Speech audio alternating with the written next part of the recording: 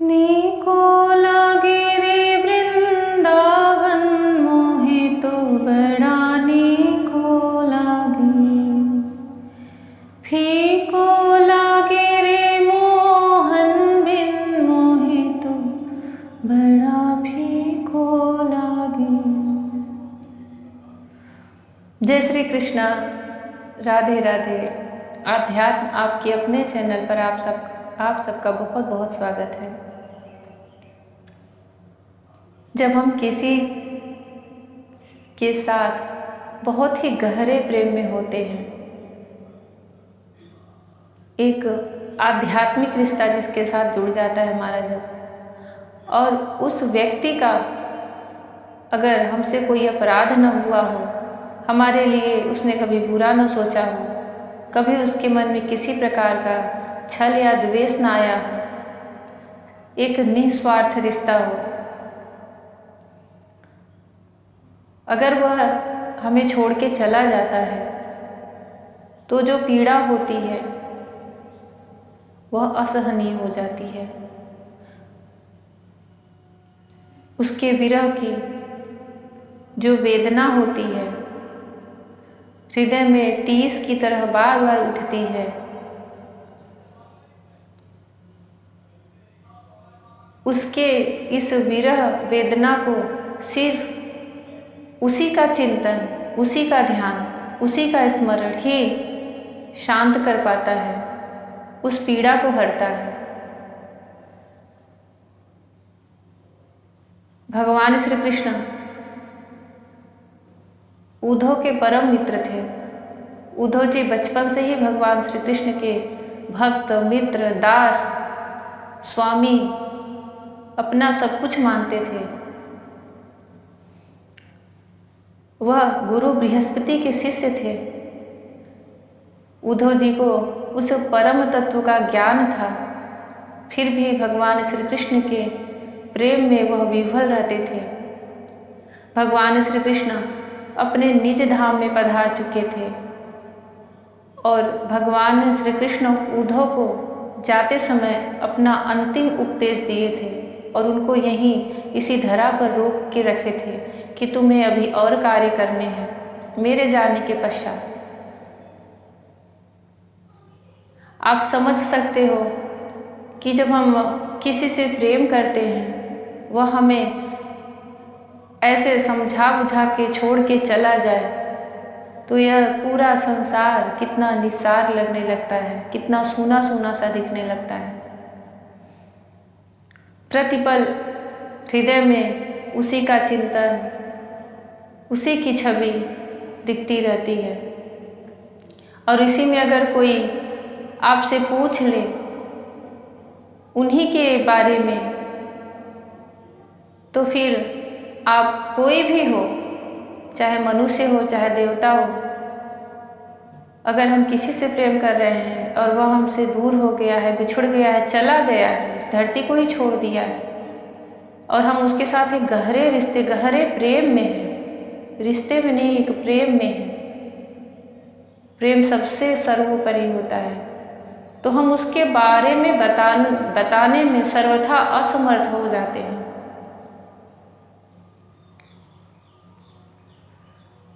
जैसे ही कोई नाम दिला दे, याद दिला दे, तो हमारे हृदय में उसकी छवि याद आते ही उत्कंठावश हमारा गला आंसुओं से रुंध जाता है, मन भर जाता है, आंखें भर आती हैं और हम बोल नहीं पाते। यह एक शुद्ध सत्व प्रेम का लक्षण है। हम किसी से प्रेम करते हैं और उसके बारे में अनाप शनाप बातें करते हैं, कुछ भी बकते रहते हैं, कुछ भी बोलते रहते हैं और फिर बोलते हैं कि हम प्रेम करते हैं। वह प्रेम होता ही नहीं है। वहाँ कहीं ना कहीं किसी न किसी प्रकार या तो आपका कर्म बंधन जुड़ा है या फिर स्वार्थ है, कोई प्रयोजन है, और अगर ये सब नहीं है तो कोई प्रारब्धवश आपका कर्म बंधन जुड़ा है, लेकिन वह प्रेम नहीं है।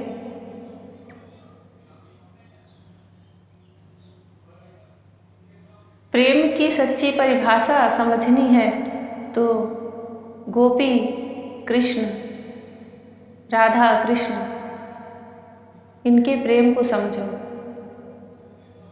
प्रति पल प्रतिदिन उनके नेत्रों के सामने वह कृष्ण रहते थे, फिर भी उन्हें ऐसा ही एहसास होता था जैसे कि वह उनसे दूर है, वह उनके पास है ही नहीं। हर समय उन्हें ढूंढा करती रहती थी, मन ही नहीं भरता था। भगवान कृष्ण को देख के, उनकी छवि को देख करके वो तृप्त ही नहीं होती थी, सदैव अतृप्त सी रहती थी।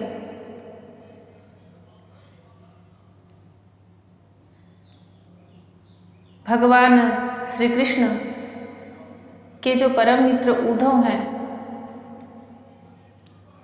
अब भगवान श्री कृष्ण के निज धाम में पधार जाने पर वह गुप्त रूप से, अदृश्य रूप से वहीं यमुना तटों पर मधुवन में वहीं विचरा करते थे। विदुर जी जब वहाँ से अपना तीर्थाटन कर रहे थे, हर तीर्थों का सेवन करते हुए जब वह वहाँ पहुँचे मधुवन में यमुना जी के किनारे, तब वहीं पर उनका उद्धव जी से सामना हुआ, उनसे भेंट हुई। दोनों एक दूसरे को भली भांति जानते थे। अंदर मन में आनंद का उद्रेक आया, बहुत खुशी हुई, बहुत प्रसन्नता हुई। विदुर जी उद्धव जी से बहुत सारे प्रश्न पूछे। जैसे ही वह एक एक करके प्रश्न पूछते गए, उद्धव जी भगवान श्री कृष्ण के चिंतन में डूबते चले गए। उनकी छवि याद आती ही जैसे कुछ देर की समाधि लग जाए और उनके विरह की जो वेदना थी, पीड़ा थी, वह फिर से जागृत हो गई। उन्हें यह एहसास हुआ कि भगवान चले गए हैं मुझे छोड़कर। यह भी एक अद्भुत दशा ही होती है प्रेमियों की। जब लगातार चिंतन करते रहते हैं तो हमें वह एहसास दिलाते कि नहीं, हम तुम्हारे पास हैं, तो बहुत अच्छा महसूस होता है। और अनायास ही वह हृदय में अदृश्य से हो जाते हैं तो लगता है कि वह हमें छोड़ दिए हैं, तो बहुत पीड़ा होने लगती है। यह जो उस अवस्था में पहुंच चुका है वह भली भांति महसूस कर सकता है, समझ सकता है। इसीलिए तो प्रेम में इतना सामर्थ्य होता है कि वह भगवत प्राप्ति करा देता है। श्रीमद् भागवत महापुराण का 3 स्कंध चल रहा है। उसमें 2 अध्याय उद्धव जी के द्वारा भगवान की बाल लीलाओं का वर्णन। श्री सुखदेव जी कहते हैं, जब विदुर जी ने परम भक्त उद्धव जी से इस प्रकार उनके प्रियतम श्री कृष्ण से संबंध रखने वाली बातें पूछी, तब उन्हें अपने स्वामी का स्मरण हो आया और वे हृदय भर आने के कारण कुछ भी उत्तर न दे सके। जब वे 5 वर्ष के थे तब बालकों की तरह खेल में ही श्री कृष्ण की मूर्ति बनाकर उसकी सेवा पूजा में ऐसे तन्मय हो जाते थे कि कलेवे के लिए माता के बुलाने पर भी उसे छोड़कर नहीं जाना चाहते थे। अब तो दीर्घ काल से उन्हीं की सेवा में रहते रहते ये बूढ़े हो चले थे। अतः विदुर जी के पूछने से उन्हें अपने प्यारे प्रभु के चरण कमलों का स्मरण हो आया। उनका चित्त विरह से व्याकुल हो गया, फिर वे कैसे उत्तर दे सकते थे।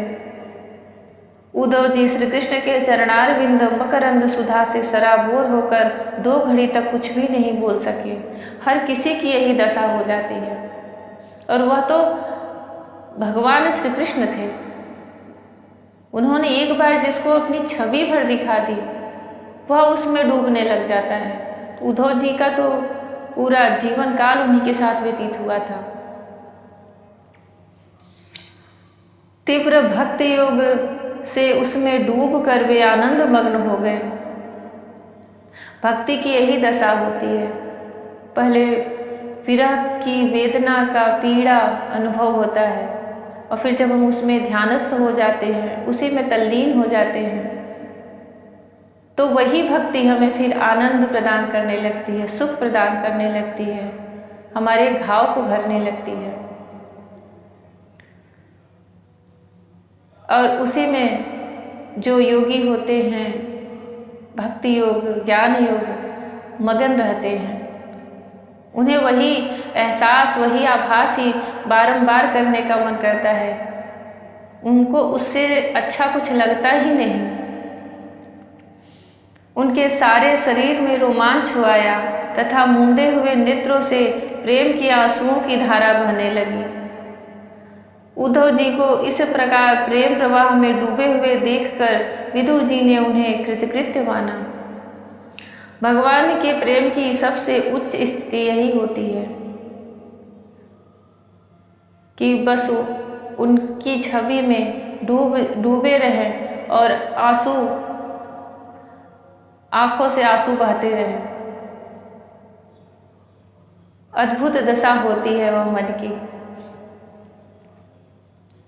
कुछ समय बाद जब उद्धव जी भगवान के प्रेम धाम से उतरकर पुनः धीरे धीरे संसार में आए, तब अपने नेत्रों को पोंछकर भगवान लीलाओं का स्मरण हुआने से विस्मित हो विदुर जी से इस प्रकार कहने लगे।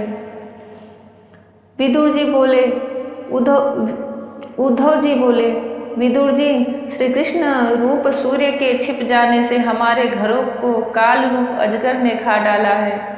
वे श्रीहीन हो गए हैं। अब मैं उनकी क्या कुशल सुनाऊं? ओह, यह मनुष्य लोक बड़ा ही अभागा है। इसमें भी यादव तो नितांत भाग्यहीन हैं, जिन्होंने निरंतर श्री कृष्ण के साथ रहते हुए भी उन्हें नहीं पहचाना। जिस तरह अमृतमय चंद्रमा के समुद्र में रहते समय मछलियां उन्हें नहीं पहचान सकी थी, यादव लोग मन के भाव को ताड़ने वाले बड़े समझदार और भगवान के साथ एक ही स्थान में रहकर क्रीड़ा करने वाले थे, तो भी उन सब ने समस्त विश्व के आश्रय सर्वांतर्यामी श्री कृष्ण को एक श्रेष्ठ यादव ही समझा। किंतु भगवान की माया से मोहित इन यादवों और इनसे व्यर्थ का वैर ठानने वाले शिशुपाल आदि की अवहेलना और निंदा सूचक वाक्यों से भगवत प्राण महानुभावों की बुद्धि भ्रम में नहीं पड़ती थी। जिन्होंने कभी तप नहीं किया, उन लोगों को भी इतने दिनों तक दर्शन देकर अब उनकी दर्शन लालसा को तृप्त किए बिना ही वे भगवान श्री कृष्ण अपने त्रिभुवन मोहन श्री विग्रह को छिपाकर अंतर्ध्यान हो गए हैं और इस प्रकार उन्होंने मानो उनके नेत्रों को ही छीन लिया है। भगवान ने अपनी योग माया का प्रभाव दिखाने के लिए मानव लीलाओं के योग्य जो दिव्य श्री विग्रह प्रकट किया था, वह इतना सुंदर था कि उसे देखकर सारा जगत तो मोहित हो ही जाता था, वे स्वयं भी विस्मित हो जाते थे। सौभाग्य और सुंदरता की पराकाष्ठा थी उस रूप में। उससे आभूषण, अंगों के गहने भी विभूषित हो जाते थे। धर्मराज युधिष्ठिर के राजसूय यज्ञ में जब भगवान के उस नयनाभिराम रूप पर लोगों की दृष्टि पड़ी थी, तब त्रिलोकी ने यही माना था कि मानव सृष्टि की रचना में विधाता की जितनी चतुराई है, सब इसी रूप में पूरी हो गई है।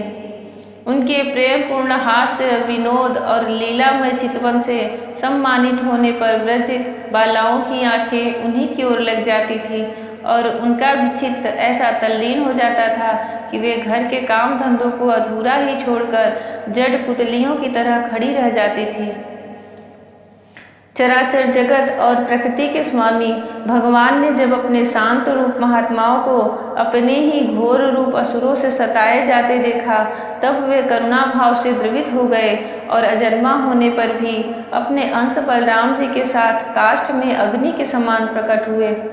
अजन्मा होकर भी वसुदेव जी के यहाँ जन्म लेने की लीला करना, सबको अभय देने वाले होने पर भी मानो कंस के भय से ब्रज में जाकर छिप रहना और अनंत पराक्रमी होने पर भी कालीवन के सामने मथुरापुरी को छोड़कर भाग जाना। भगवान की ये लीलाएं याद आकर मुझे बेचैन कर डालती है। उन्होंने जो देवकी वसुदेव की चरण वंदना करके कहा था, पिताजी माताजी, कंस का बड़ा भय रहने के कारण मुझसे आपकी कोई सेवा न बन सकी। आप मेरे इस अपराध पर ध्यान न देकर मुझ पर प्रसन्न हो। श्री कृष्ण की ये बातें जब याद आती हैं, तब आज भी मेरा चित्त अत्यंत व्यथित हो जाता है। जिन्होंने काल रूप अपनी भ्रुकुटी विलास से ही पृथ्वी का सारा भार उतार दिया था। उन श्री कृष्ण के पाद पद्म पराग का सेवन करने वाला ऐसा कौन पुरुष है जो उसे भूल सके। आप लोगों ने राजसूय यज्ञ में प्रत्यक्ष ही देखा था कि श्री कृष्ण से द्वेष करने वाले शिशुपाल को वह सिद्धि मिल गई जिसकी बड़े बड़े योगी भली भांति योग साधना करके स्पृहा करते रहते हैं। उनका विरह भला कौन सह सकता है। शिशुपाल के ही समान महाभारत युद्ध में जिन दूसरे योद्धाओं ने अपनी आंखों से भगवान श्री कृष्ण के नैनाभिराम मुख कमल का मकरंद रस पान करते हुए अर्जुन के बाणों से विध कर प्राण त्याग किए थे, वे पवित्र होकर सबके सब भगवान के परम धाम को प्राप्त हो गए। स्वयं भगवान श्री कृष्ण तीनों लोकों के अधीश्वर हैं, उनके समान भी कोई नहीं है, उनसे बढ़कर तो कौन होगा। वे अपने स्वतः सिद्ध ऐश्वर्य से ही सर्वदा पूर्ण काम हैं। इंद्र आदि असंख्य लोकपालगण नाना प्रकार की भेंटें ला लाकर अपने अपने मुकुटों के अग्रभाग से उनके चरण रखने की चौकी को प्रणाम किया करते हैं। उद्धव जी, वे ही भगवान श्री कृष्ण राज सिंहासन पर बैठे हुए उग्रसेन के सामने खड़े होकर निवेदन करते थे, देव हमारी प्रार्थना सुनिए। उनके इस सेवा भाव की याद आते ही हम जैसे सेवकों का चित्त अत्यंत व्यथित हो जाता है। पापनी पूतना ने अपने स्तनों में हलाहल विष लगाकर श्री कृष्ण को मार डालने की नीयत से उन्हें दूध पिलाया था। उसको भी भगवान ने वह परम गति दी जो धाय माँ को मिलनी चाहिए। उन भगवान श्री कृष्ण के अतिरिक्त और कौन दयालु है जिसकी शरण ग्रहण करे। मैं असुरों को भी भगवान का भक्त समझता हूँ, क्योंकि वैर भाव जनित क्रोध के कारण उनका चित्त सदा श्री कृष्ण में लगा रहता था और उन्हें रणभूमि में सुदर्शन चक्रधारी भगवान को कंधे पर चढ़ाकर झपटते हुए गरुड़ जी के दर्शन हुआ करते थे। ब्रह्मा जी की प्रार्थना से पृथ्वी का भार उतार कर उसे सुखी करने के लिए कंस के कारागार में वसुदेव देवकी के यहाँ भगवान ने उतार लिया था। उस समय कंस के डर से पिता वसुदेव जी ने उन्हें नंद बाबा के ब्रज में पहुँचा दिया था। वहाँ वे बलराम जी के साथ 11 वर्ष तक इस प्रकार छिपकर रहे कि उनका प्रभाव ब्रज के बाहर किसी पर प्रकट नहीं हुआ। यमुना के उपवन में जिसके हरे भरे वृक्षों पर कलरव करते हुए पंछियों के झुंड रहते हैं, भगवान श्री कृष्ण ने बछड़ों को चराते हुए ग्वाल बालों की मंडली के साथ विहार किया था। ये ब्रजवासियों की दृष्टि आकृष्ट करने के लिए अनेकों बाल लीला उन्हें दिखाते थे। कभी रोने से लगते, कभी हंसने और कभी सिंह शावक के समान मुग्ध दृष्टि से देखते। फिर कुछ बड़े होने पर वे सफ़ेद बैल और रंग बिरंगी शोभा की मूर्ति गौओं को चराते हुए अपने साथी गोपों को बांसुरी बजा बजा कर रिझाने लगे। इसी समय जब कंस ने उन्हें मारने के लिए बहुत सी मायावी और मनमाना रूप धारण करने वाले राक्षस भेजे, तब उनको खेल ही खेल में भगवान ने मार डाला, जैसे बालक खिलौनों को तोड़ फोड़ डालता है। काली नाग का दमन करके विष मिला हुआ जल पीने से मरे हुए ग्वाल बालों और गौओं को जीवित कर उन्हें कालिय दह का निर्दोष जल पीने की सुविधा कर दी। भगवान श्री कृष्ण ने बढ़े हुए धन का सद्व्यय कराने की इच्छा से श्रेष्ठ ब्राह्मणों के द्वारा नंद बाबा से गोवर्धन पूजा रूप गो यज्ञ करवाया। भद्र, इससे अपना मान भंग होने के कारण जब इंद्र ने क्रोधित होकर ब्रज का विनाश करने के लिए मूसलाधार जल बरसाना आरंभ किया, तब भगवान ने करुणावश खेल ही खेल में छत्ते के समान गोवर्धन पर्वत को उठा लिया और अत्यंत घबराए हुए ब्रजवासियों की तथा उनके पशुओं की रक्षा की। संध्या के समय जब सारे वृंदावन में शरद के चंद्रमा की चांदनी छिटक जाती, तब श्री कृष्ण उसका सम्मान करते हुए मधुर गान करते और गोपियों के मंडल की शोभा बढ़ाते हुए उनके साथ रास विहार करते। जय श्री कृष्ण।